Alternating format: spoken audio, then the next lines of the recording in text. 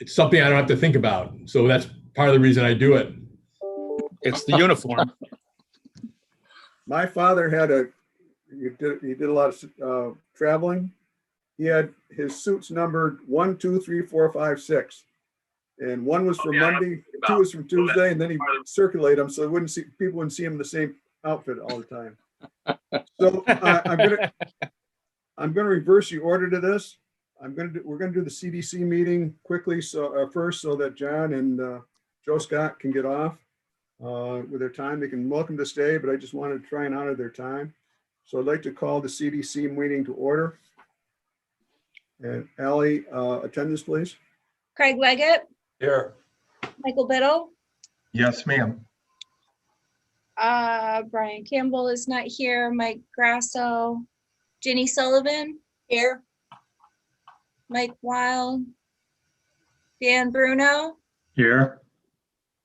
Nick Caimano, Here. Dave O'Brien. Here.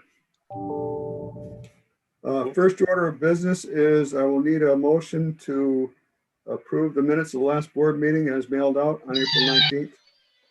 So move. Second. So moved by Dan, second by Nick. Any omissions, corrections? All in favor? Aye. Aye. Carried. Next order of business is the Highland project for bonds. We have Joe Scott as a bond counsel and John Lapper here from representing Highland. So I would ask that Nick, Joe, or John, do you have anything you want to say about the project, or? John, do you want to just give a quick summary of the project and then I'll go into the resolutions? Sure. So as we discussed at the public hearing last week, this is a new project to add on to the existing Glennet Highland Meadows, which has been a very successful and well-received project. It includes 28 independent living apartments and 30 memory care units, as well as ancillary facilities. It's received all of the approvals from Queensberry and other required state agencies. And last week I sent Joe and Kara the final signed commitment letter from M&T. So we're now ready to move forward towards closing. Okay. Any questions for John? Just one question, John, is my information right? This will be the first and only memories place in the area, right? As there are other memory in Saratoga County, there are other No. facilities. I don't believe there are any up here yet. Yeah, okay, thank you. So not exclusive, Argyle, Pleasant Valley, Old Pleasant Valley, they do have a Alzheimer's unit down there, but I think this is a different scale. Mm-mm. Okay, There are others in Washington County too that I'm aware of, but I don't think there's anything else in Warren. Okay. Joe, up to you. Sure. Thank you, Chair. So there's 2 resolutions for consideration by the CDC. I've sent those previously to Ally, and she's, I understand, distributed them to the members. I worked through the resolutions with Kara in terms of their preparation and final form. The first resolution, the secret resolution, even though you're a private not-for-profit, under your certificate of incorporation and your operating procedures, you hold yourself out as being subject to seeker, and as a quasi-governmental entity, you need to do a seeker review before you take any final action with respect to a project. As Mr. Lapper indicated, as John indicated, the town of Queensberry has, the planning board has adopted a seeker resolution with respect to the project that's recited in the seeker resolution. What we're doing here is simply confirming that they're the lead agency, and that we don't have any reason to question the seeker determination that the planning board made, which was a negative declaration. And with that, I'll open it up for any comments or questions. Chair, we should consider this resolution first, and then I'll talk briefly about the bond resolution, which is the second resolution by the board. Do I have a motion to introduce the resolution? I'll Move move it, Dave. Nick moved it. Do I have a second? Dan Bruno? Any further Mr. Chair, questions? I would like to just make a comment here. I will be abstaining from this vote. I had previously voted Sullivan, but I have since learned that even though the finance with FD, we do participate. Why would it be from today's? Okay, thank you. Thank you. Any other comments or questions? Is there still a quorum without Ginny? Grasso came There's in. a quorum, yes. Mr. Grasso came in. We've got 6, right, Ally? Yes, And so, okay. Now, with 9, just for point of information, with 9 members, 9 total members, you need 5 affirmative votes to pass the resolution. Actually, there's 10 members. There are 6 present, so we need 7 present, so we need 6. Oh, I'm sorry, you're right. You have 10. There's not many, I don't represent many governmental entities with an even. So, Well, we're the only bicameral IDA in the state. well, you'll need 6 votes then to pass this. And if Ginny is abstaining, We have 6. yeah, technically we have 7, but 6 that can We'll vote. vote. oh, I'm sorry, I've only counted 6 in my role. Mike Grasso joined the meeting. Oh, okay. Okay. So having said that, Ally, would you do a roll call, please? Yes.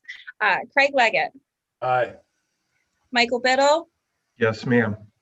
Mike Grasso, Yes, ma'am. Ginny Sullivan, Okay.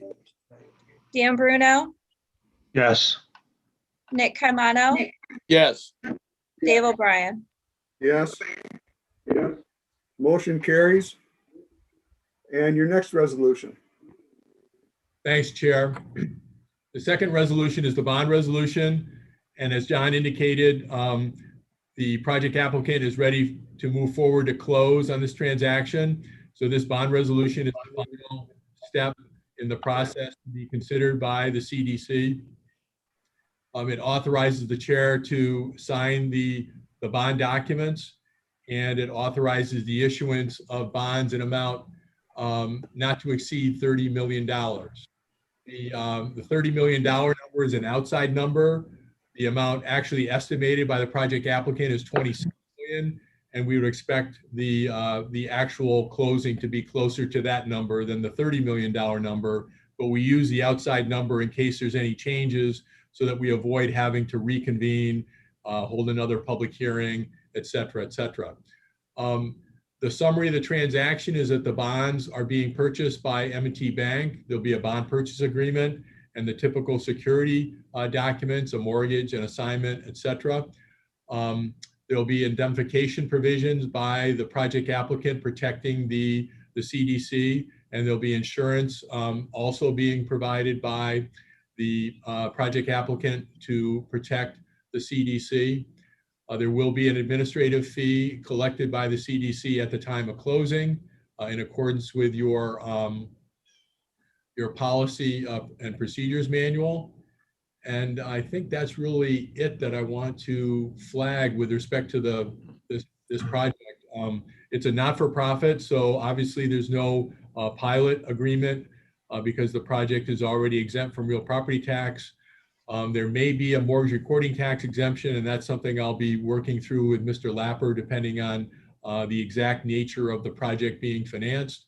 And the project is already exempt from sales tax by virtue of it being a not-for-profit entity. So with that, I'll pass it back to you. One thing that we might want to do on the record, Chair, is to have a brief summary by you, a brief report by you on the results of the public hearing that we held last week, so that the board members are familiar with what transpired at the public hearing. And with that, I'll pass it back to you. And obviously I'm open for any comments or questions. Briefly on the public hearing, was very brief. We had only one member of the public on the call on the public hearing. So There was no opposition raised to the project, so we find that it was clear for public hearing, and we will move forward with the resolution. And if I could have a motion to introduce the resolution, I would appreciate that. So move. Mr. Biddle, second by Mr. Leggett. Roll call vote, please, Ally. Wait a minute, question. Yes, Nick. No, Leggett.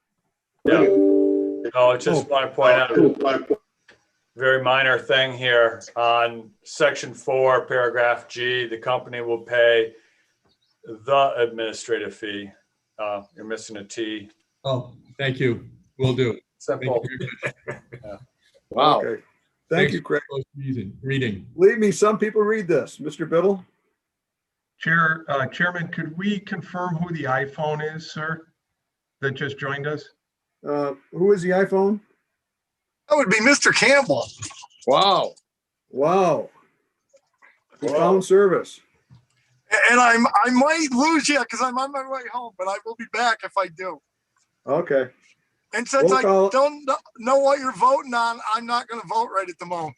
Well, we're voting on the bond resolution for Highland, Brian. Oh, okay. I'll be a yes if I cut out. Okay. Ally, Okay, take it Craig from there. Leggett, Yes, aye. Michael Biddle, Yes, ma'am. Brian Campbell, Yes. Mike Grasso, He's muted. Mike Grasso, Mike? Yes, Ginny there we Sullivan, go. Abstain. Dan Bruno, Yes. Nick Caimano, Yes. Dave O'Brien. Yes. With that, the motion carries. And John and Joe, anything else you have to comment on or questions? Thanks so much. You really moved this quickly and everyone really appreciates it. Yeah, it's a great project. It's a great project. I Very want to good. congratulate Joe Scott. He counts in the millions of dollars, but up to 6 is a tough one for him. You're brutal, Nick. Good to see you, Joe. All right. Bye, everybody. Moving Take on, care. I call the CDC meeting adjourned, and I will open the IDA monthly meeting. So Ally, would you confirm attendance, please? Craig Leggett, Present. Michael Biddle, Yes, ma'am. Brian Campbell. Run over by a car. Okay, Michael Grasso, Muted. all Michael. right, Ginny Sullivan, Here. Dan Bruno, Here. Nick Caimano. I'm here. Here. There's Okay. Brian chip in. Okay, Mike. so Nick's here, Dave O'Brien's here, Brian Campbell's here, Mike Grasso. I'm here. Okay, Here. Okay, thank you. We have a quorum. I need a motion to approve the minutes of the April 19th IDA board meeting. Can I have said motion, please? Motion by moved. Dan Bruno. Do I have a second? Mr. Grasso, I'll second it. all in favor? Aye. Aye. Carried. Please review the accounts payable, and once you're ready, I will ask for a motion to accept and pay the accounts payable. Just one note, Hacker Boat Company is reimbursable by Hacker Boat. Weston Sampson for the $15,690 is reimbursed by USDA and or National Grid.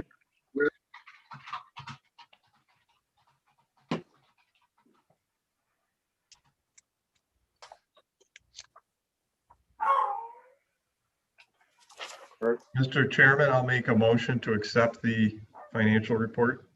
I'll Motion by second. Mr. Biddle. I'll by second. whoever seconded Is that a coyote? It it. is. Yes. My 10-pound coyote. Actually, it's Campbell trying to get through the door. Okay, roll call, please, Ally.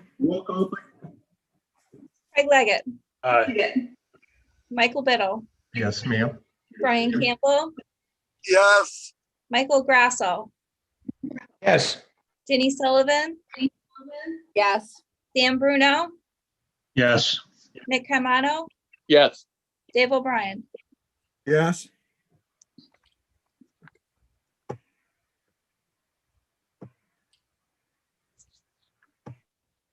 what's happening? Okay, motion carries. Next item of business is mitigation update for delineation.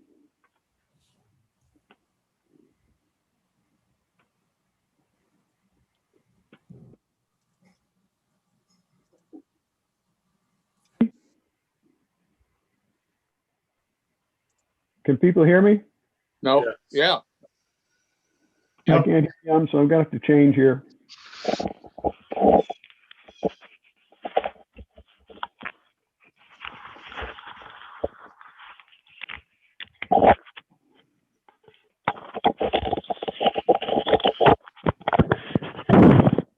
Okay, can you hear me now?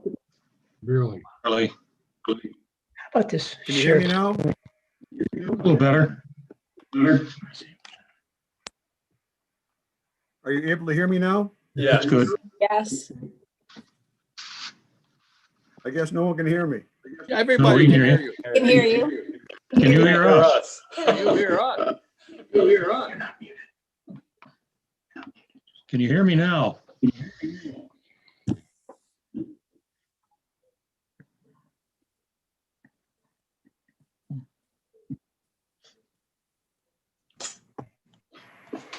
Can you hear me now? Yes. I can. Thank you. Yes, For some reason I can't hear you. What does share screen mean, Mike? I can hear you, Dave. Okay, we're back. What's on your computer screen? Okay, mitigation update for the wetlands. We did resubmit the map from compiled, they prepared a map to compile the wetlands from what was found in 1986, and the current delineation was completed this year on the interior park. We've also submitted the Army restrictions for the Army Corps of Engineers so that them up here to they can review that and get us ability to get the deed restrictions done by the other 6 members. The one that we contained all the pieces of property owned by. I'm getting feedback from someone. Coming through Michael's. Thank you, Mike. I don't like to hear myself twice. I don't even like to hear myself once. That's okay. So anyhow, that's gone for that. We've also sent a request for the JD. We are sending out to all the other property owners a JD request that they're going to have to sign. If not, they will have to do a forensic analysis on the properties. The Army Corps engineer will have to do forensic on it. So hopefully we're moving forward. We also are waiting for the final appraisal. I'm waiting for Jarrett Engineers to give us some measurements on the usable land on 2 of the parcels that are ready for sale, so we can submit that to ABO in the state for approval to sell those properties if they're more than $100,000. So any questions on the wetlands mitigation? Yeah. Craig? The sign off, we discussed this last time, private landowners that had bought these lots years ago now need to sign on to other restrictions, or what's that relationship that the court is asking for? The Corps is asking to verify that the wetland mitigation that was set out and the wetlands that were set out to be preserved or filled in are accurate, that the other owners haven't filled in what they shouldn't have filled in, or done any building or any encroachment on the wetlands that were supposed to be preserved. So that's what they're looking for. But we needed to get some sign off from those owners. Yes. For the on two things. First, because the Army Corps of Engineers needs permission to go onto their property. And the second sign off we're going to need is that they sign on to the deed restrictions that are based on the 1996 mitigation. What I don't know, and Kara probably answered this question, I think she has the same question, what happens if they don't sign on?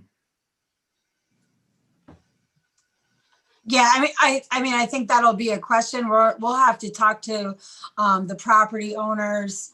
Once we've circulated a updated version of this document and are kind of waiting to hear back from Army Corps is if the language is acceptable to them. Once they sign off on it, we'll update that document with all the additional property owners that are non-IDA owners, and we'll reach out to them, explain the situation. It's mostly a recitation of the original 1998 permit is referenced. So they were bound by the 1998 permit even when they bought the properties, but we're going to have to go back and have them execute this new document. And I mean, that is a question. If they just refuse, I suppose we tell Army Corps that we can't get their cooperation, and Army Corps will reach out to them, I would anticipate. I would rather, if I was the owners, to cooperate with Mr. Connell. Agreed. Any other questions on the wetland? Okay, thank you. Old Yeah, business. Dave. Brian. Dave. Yeah. Yes. I agree with what you're saying, but if I'm a landowner and something's changed and it just would give me more liability, why would I sign on? Because the Army Corps of Engineers will legally get on the property and they'll fine you. Or take whatever action they feel they have to. Yes. But if you give them permission, they're going to be there quicker. All you have to do is get someone to get a court order, and they got some close contacts in that regard.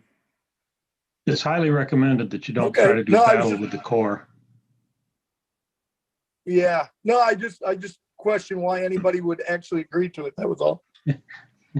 That's your reason. Well, that's a good reason. Thank you. Any other questions? Executive Director, we have how many resumes in now? Ellie? 4 so far. 4 so far. I've heard a couple more are going to have expressed interest and maybe submitting resumes. So hopefully what I want to do is get those names and start talking, at least talking to these people next week and see who we want to bring in to interview. And I will put together a team to interview these people. Weston and Sampson update, still going on with the process. We had our meeting last Friday and went through their progress to date. We also had a conversation, potential uses of the property. So now they're focused on what they're going to, a little bit more focused on it. And basically I said, well, anything that pays the taxes, I'd be more than glad to see come in. And I think they have some ideas. I think one of the biggest ones is compost. They did have a interest from a sports group for that property. Personally, we haven't seen anything from them, but we'll see. I mean, that would be an expensive property to maintain in terms of that. And I'm not sure that would be the best usage of that property. But I guess if they're paying taxes, it'd be good also. Any questions on that? They're still on target to complete by their date of August, so we can have more information in there. TDI, I sent out their wonderful black pages of application. They spent 196 pages, and I think about 70% of that was redacted. So I got a little bit out of it, but not much. Hopefully they will be coming back to discuss and negotiate the terms, hopefully this week. I have found a person who is going to review the numbers with me to make sure they're all calculated properly. I do have some questions on some of their calculations, but we will go from there.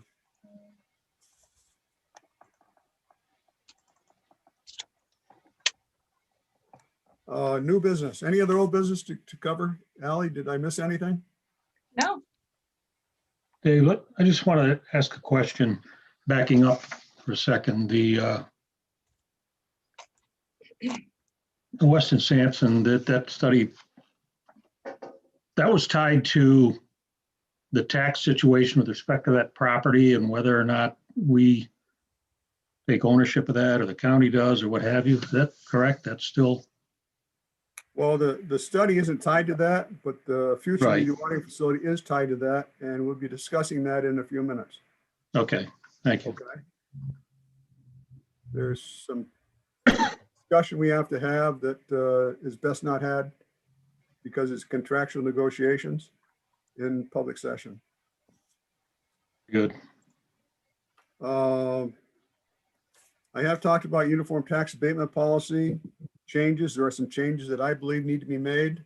The question is how far can we make changes to that policy without having to get the approval of 17 towns in Washington County, and I don't know how many towns in Warren County. How many towns in Warren County? 16? 11 Okay. towns, one city. Okay, so we have to get approval from them based on that. There are some minor changes that I've seen that are definitional that have caused some confusion, especially in discussions with some of the parties involved in some of our projects. And I think that needs to be clarified. I think also needs to be clarified and maybe a few things moved around. It also has to be updated, the current municipal law. So those things, but I have sent it out. I would appreciate that anyone looks at it and has any comments to send it to me. I have talked to other IDAs, and while we need changes, they have kept on, because we have deviation authority in our policies, is that we can change some of those things without approval from towns. But I think we all need to look at it. If you have any suggestions, come up with it. And again, I'll put a few people together to talk about this and narrow it down, but I would like input from everyone. Kara, how far can we go on some of it without requiring? Pardon? How far can we go as far as the modifications to the agreement go? If you look strictly to general municipal law, you have the full authority to modify your policy and adopt a policy, without getting the approval from the municipalities. If you strictly look to general municipal law. Doesn't general municipal law also say that we need to develop the policy with the input from the towns? Take the town's input into consideration. The approval is not required. I gotta ask a question, Dave. You said you started this off by talking about all the people, all the towns in Washington and Warren County and all that. Is it necessary to start World War III? Is it that important? Or you take them one at a time? I don't know the answer to that. Some of our policy outdated, but we can override those with the deviations. So the question is, how far does this group want to go? I do know there's some language in there that is incorrect and needs to be updated. Then do it. There are also some questions in the application, but I don't know. What I'm asking Kara is what would constitute the need to go back and do it? Create World War III? Yeah. I'm sure we'll have a discussion as soon as we get the input, but right now we're just talking about starting. Perhaps does it fit into the definition of material and substantial? That always seems to be one of those defining factors.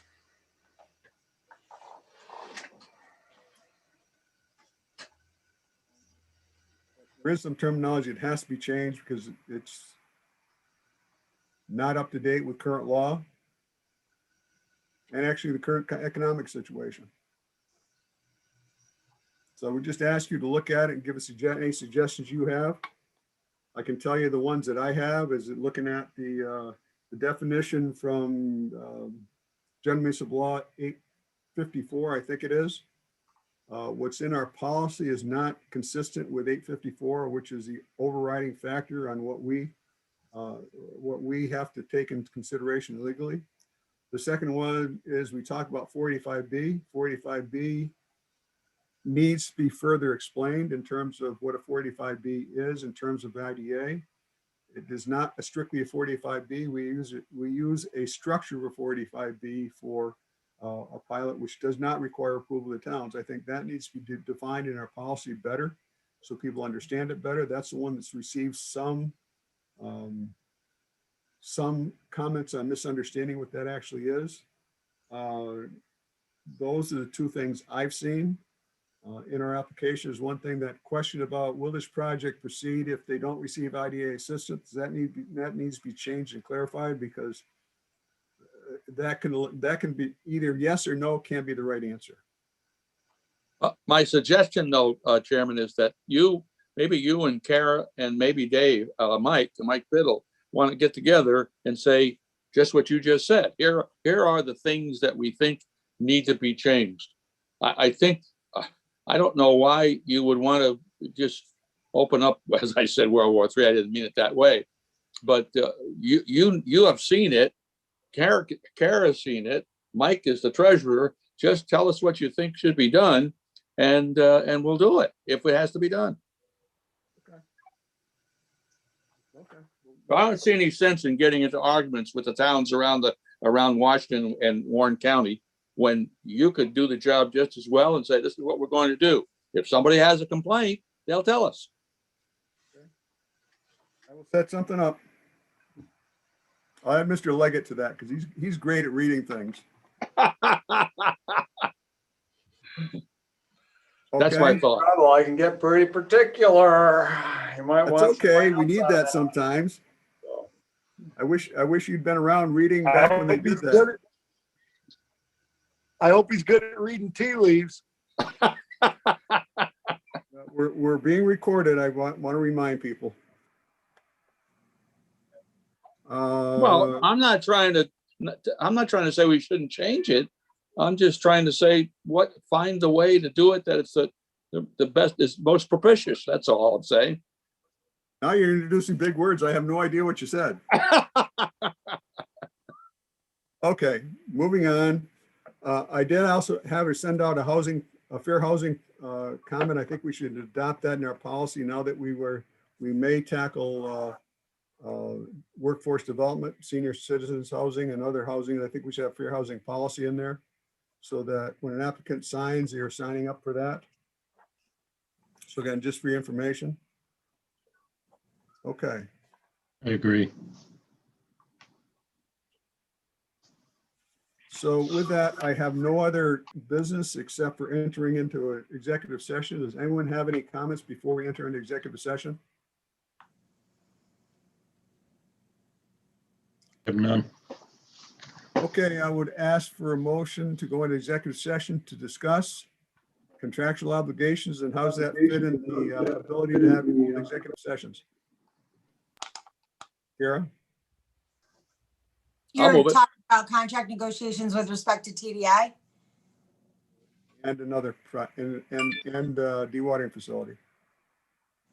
Yeah, you can go into executive session for contract negotiations that would, if they would impact or impair the price, purchase terms of the transaction. And I see no action coming out of this session, so we would be adjourning out of executive session. So do I have a motion to go into executive session? I'll move that. Moved by Dan, second by I'll second. Craig Leggett. All in favor? Aye. Aye.